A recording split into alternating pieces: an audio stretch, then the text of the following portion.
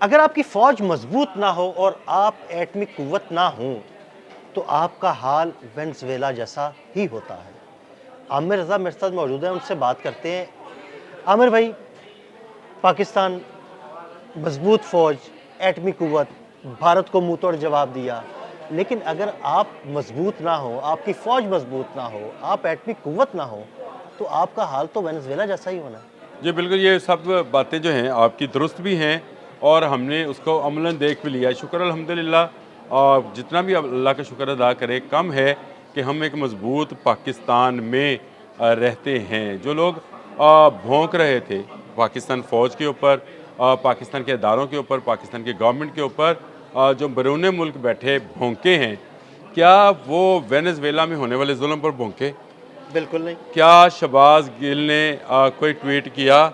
इमरान रियाज ने, जो कि फ़ौज पर भौंकने वाले हैं, मोहित पीरज़ादा हैं, क्या उन्होंने कोई ट्वीट किया? क्या उन्होंने कहा कि अमेरिका ने गलत किया? क्यों नहीं कहा कि अमेरिका की फ़ौज जाती है और अवान सदर से एक सदर को उठाकर बीवी समेत ले आती है? उस बीवी का, चले मैं मान लिया, डोनाल्ड ट्रंप की ये बात मान लेते हैं कि निकोलस मडोरो जो है वो मनशियात फ़रोश है, तो क्या उसकी बीवी को भी आप इसी जुर्म में सज़ा देंगे? और क्या आपका अदालती निज़ाम उसके लिए 70-70 दिन की डेट देगा? इस पर अलग बहस करेंगे। लेकिन जहाँ से आपने बात शुरू की थी कि हमें रब करीम का शुक्र अदा करना चाहिए जिसने पाकिस्तान को एटमी क़ुव्वत बनाया है। ये अल्लाह का एक एहसान है हम पर, बिल्कुल। और इसमें जिन लोगों ने भी शराकत दारी की है, मैं तमाम सरबराहान जो कि फ़ौजी और गैर फ़ौजी रहे हैं, ज़ुल्फ़िकार अली भुट्टो कल उनकी बर्थडे थी, वो इसमें रहे, मौजूद रहे, ज़ियाउल हक रहे, नवाज शरीफ रहे, बेनज़ीर रही, इमरान खान रहे। मैं किसी पर किसी ने रोल बैक करने का जी, जी, सोचा भी बिल्कुल नहीं। ऐसे ही। डॉक्टर अब्दुल कदीर और समर मुबारक मन जैसे लोग जो थे वो रहे, और हमारे हाफिज़ आसम जैसे सिपह सलार जो हैं, वो उनकी मौजूदगी में दुश्मन जो है थर थर कांपता है। बिल्कुल ऐसे ही। तो ये वो फ़ौज है जिसकी मजबूत होना इस अमर की है कि पाकिस्तान का हर शहरी, जो कहते हैं ना कि हर पाकिस्तानी शहरी जो है अपने घर में महफूज नींद सोता है। आप देखें, ऐवान सदर में बैठा सदर भी महफूज नहीं था। बिल्कुल ऐसे ही। अगर आज वेनेज़ुएला जो दुनिया में तेल का एक बड़ा हिस्सा रखता है और उसका तेल सऊदी अरब से भी ज़्यादा है, रशिया से भी ज़्यादा है, अगर वो अपने दिफाई इंफ्रास्ट्रक्चर पर खर्च करता तो आज क्या अमेरिका जुर्रत करता? बिल्कुल नहीं। क्या कभी अमेरिका सोच सकता था कि उसकी प्रेसिडेंसी में जाकर वहाँ से जो है प्रेसिडेंट और उसकी अहलिया को उठाए और लाकर उसका मुकदमा जो है एक झूठे मुकदमे में अमेरिकी अदालत के अंदर चलाए? तो ये वो कुव्वतें होती हैं जो कि आपको इस तरह की चीज़ों से बचाती हैं। मैं ये समझता हूँ कि पाक फ़ौज पाकिस्तान के लिए अल्लाह का सबसे बड़ा एहसान है। ये अल्लाह की फ़ोर्स है जो कि पाकिस्तान को बचाए हुए है, और पाकिस्तान 27 रमज़ान मुबारक को बना था और उसके बाद से ये महफूज मुल्क है। ज़रा पाकिस्तान पर तनकीद करने वाले कि जो लोग कहते हैं कि पाकिस्तान ने क्या दिया, इर्द गिर्द नज़र दुराएँ जहाँ से लाखों बैरल रोज़ाना तेल निकलता है। आप तमाम मिडल ईस्ट की तरफ नज़र दुरा लें, बाशमूल इसमें ईरान भी शामिल कर लें, मेरे ख़्याल से तमाम ममालिक शामिल करें, क्या कोई एक मुल्क भी एटमी क़ुव्वत है? नहीं, बिल्कुल नहीं। क्या किसी एक मुल्क से ये कहा गया था कि अगर तुम एटमी क़ुव्वत बने तो तुम्हें घास खाने पर मजबूर किया जाएगा? जिस पर ज़ुल्फ़िकार अली भुट्टो ने कहा था कि घास खा लेंगे, एटम बम ज़रूर बनाएंगे। क्या किसी ने बनाया? क्या भारत के 5 धमाकों के मुकाबले में किसी दूसरे मुल्क ने 6 धमाके करके दिखाए कि ये होती है एटमी बिल्कुल। क़ुव्वत? क्या किसी की मिसाइल टेक्नोलॉजी, किसी भी मुल्क की मिसाइल टेक्नोलॉजी, मुस्लिम दुनिया की बात कर रहा हूँ, पाकिस्तान जैसी है? बिल्कुल क्या नहीं। किसी के पास ऐसे मिसाइल्स जिनका हमने तो हमने 1-2 मिसाइल ही चलाए थे भारत बिल्कुल। पर, और वो घुटनों के बल बल्कि आ आमिर गए। भाई देखिए ना, ये सारी बातें तो ठीक है कि हमारी टेक्नोलॉजी, हमने ये चीज़ें अपने सीखी, उन पे तजुर्बात किए, अपनी दिफाई ताकत को मजबूत किया। लेकिन देखें, अगर आप एटमी क़ुव्वत ना होते, आपके पास मजबूत फ़ौज ना होती, तो भारत तो कब का आपको खा चुका होता। देखिए, ये भारत का कोई मुस्लिम लीडर है वैसी, जी, वहाँ का बिल्कुल। मुस्लिम है।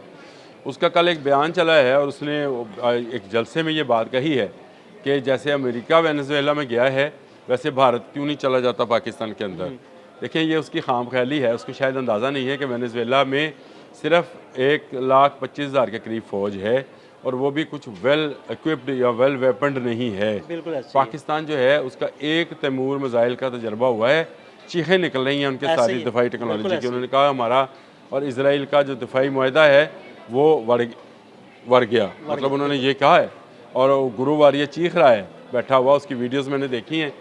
वो कह रहा है कि तैमूर का मुकाबला हम नहीं कर पाएंगे क्योंकि ये नहीं पकड़ा जाएगा, ये हमारे किसी रडार में किसी जगह पे नहीं आएगा, स्टेल्थ टेक्नोलॉजी का हामिल है। इसके अलावा भी आपके जितने भी सीरीज़ है, मुझे बताएं किसी इस्लामी मुल्क के अंदर तेल की दौलत से माला माल इस्लामी दुनिया के अंदर कोई मुल्क अपना जंगी जहाज़ बनाता है? नहीं। पाकिस्तान बनाता है, made in Pakistan. JF-17 thunder जो है ब्लॉक 3 आप आज़रबाईजान को एक्सपोर्ट कर चुके। तुर्की समेत तमाम ममालिक में से कोई मुल्क जो है अपना जहाज़ नहीं बनाता है। बिल्कुल ऐसे ही है। तो टेक्नोलॉजी अगर आपके पास नहीं तुर्की है, अभी बना रहा है, तजुर्बात कर रहा है, उस पे कुछ बहुत काम कर रहा कर रहा है, होगा। लेकिन हम तो उसको एक्सपोर्ट कर रहे हैं। बड़ी मज़े की बात आपने कर दी। वो उस पर आप करते हैं मेरे साथ कोई एक डायलॉग करते हैं इस पर कि जो कान है उसमें पाकिस्तान को क्यों शामिल किया गया है?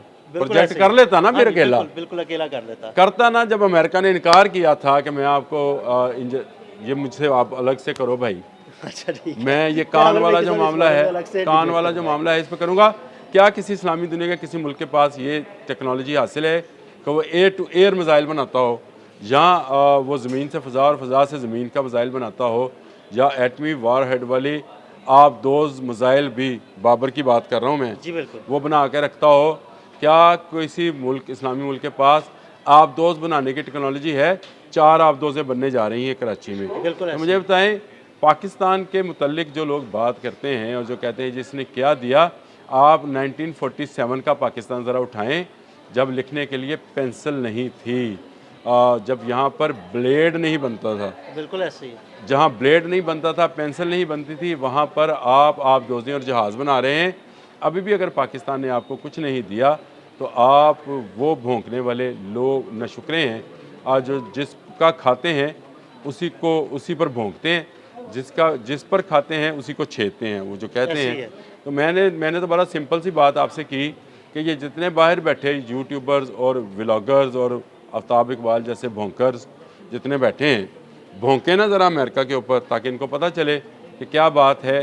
पाक फ़ौज ना हो तो मैं आपको यकीन दिलाता हूँ कि आपके इर्द गिर्द के ममालिक भी आपको जो है वो खा जाएं। ऐसे ही है। आज अगर अफ़गानिस्तान दबता है, आज अगर भारत हमसे डरता है, तो इसलिए कि आपके पास पाक फ़ौज और उसका एक ऐसा दिलेर सिपहसालार मौजूद है जो जान देने को ज़िंदा रहने से ज़्यादा वो तरजीह देता है। वो जो शहादत की मौत को ही असल ज़िंदगी समझता है।